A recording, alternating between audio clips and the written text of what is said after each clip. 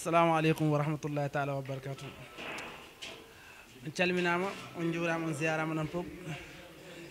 en jetta Allah enen juula nelaɗo sallllahu alayhi wa sallam en mbiya alhamdoulillahi rabbil alamin eɗen juulɗena nelaɗo sallallah alayhi wa sallam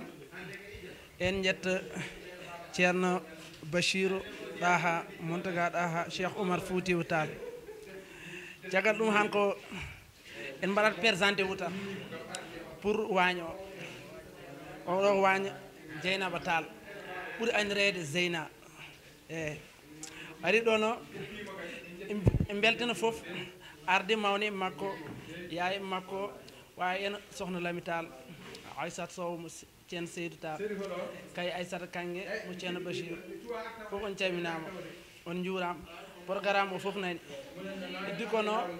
machallah jooɗi min jetti foof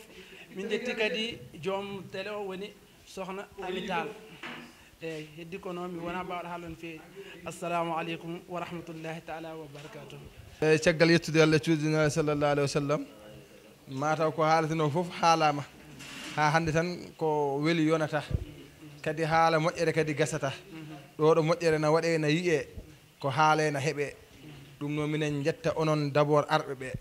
onon joguiɓe kono Jobbo TV e Halwar TV minen jetta mon minen jetta mawɓe mon ko wayno Adja Safoura Tall e sohna Ami Bassirou Mountaga ɗaha Cheikh Oumar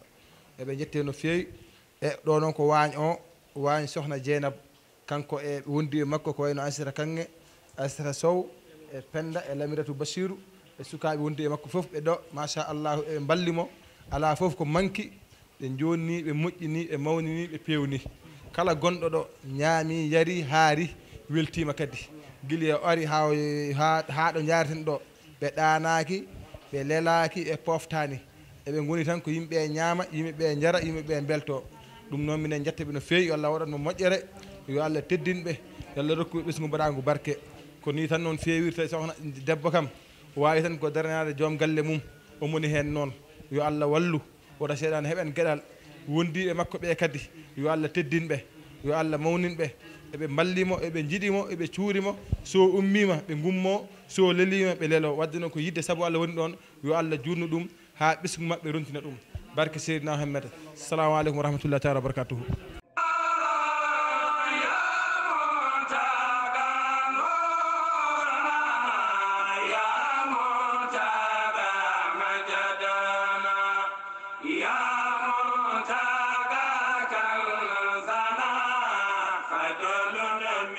Lady